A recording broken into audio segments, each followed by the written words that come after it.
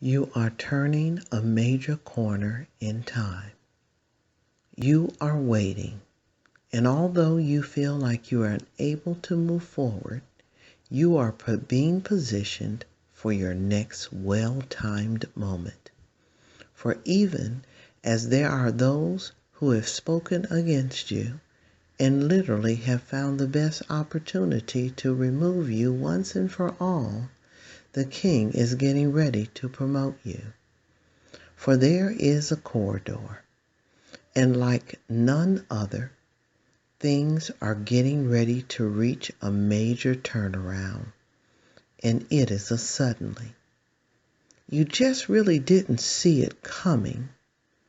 Your heart has been pounding with a steady beat of truth, yet you are apprehensive, even somewhat afraid of what is going to occur next.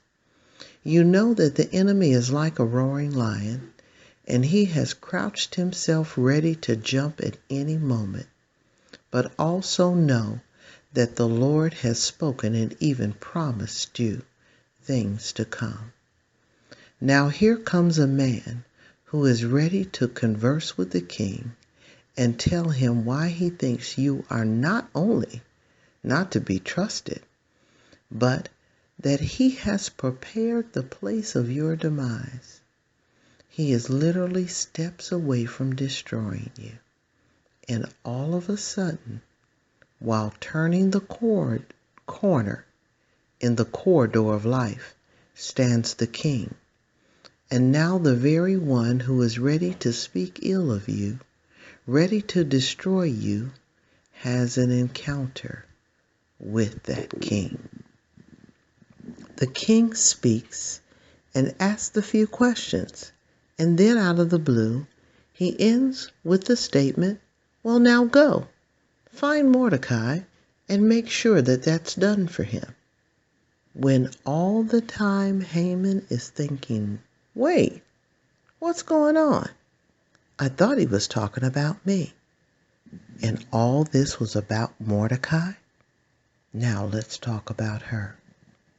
While she's fast and prayed, doing all she knew to do, yet there is no indication that she'll make it past this day. How she got in the kingdom in the first place, that's a big question. And how she didn't get eliminated are all questions that the answers are far beyond her reasoning. She has gone past the rite of purification. She was chosen by the King amongst many, and yet how dare her think, even believe that she has a right to approach the King, enemy of her people or not? Haman has been cunning and has weaved his web well against her and her uncle. How will they make it? How will they overcome? Will the King let her approach him and speak? So she fasts, prays, and cries out to the one who has kept her alive up till now. Remembering Mordecai's words, who knows if you've come into the kingdom for such a time as this? Here is the feast of Purim, a time where the Esthers have sacrificed and have given everything they've had just to enter in. And here is a man who sat at the gate and witnessed treachery at its highest level. But both are turning a major corner because they represent God's chosen. And it is the hour of suddenlies and reversals. Behold, for you have just turned a major corner, says the Lord. Now is the time of your change. But no, it is not about you, Esther. It's not about you, Mordecai.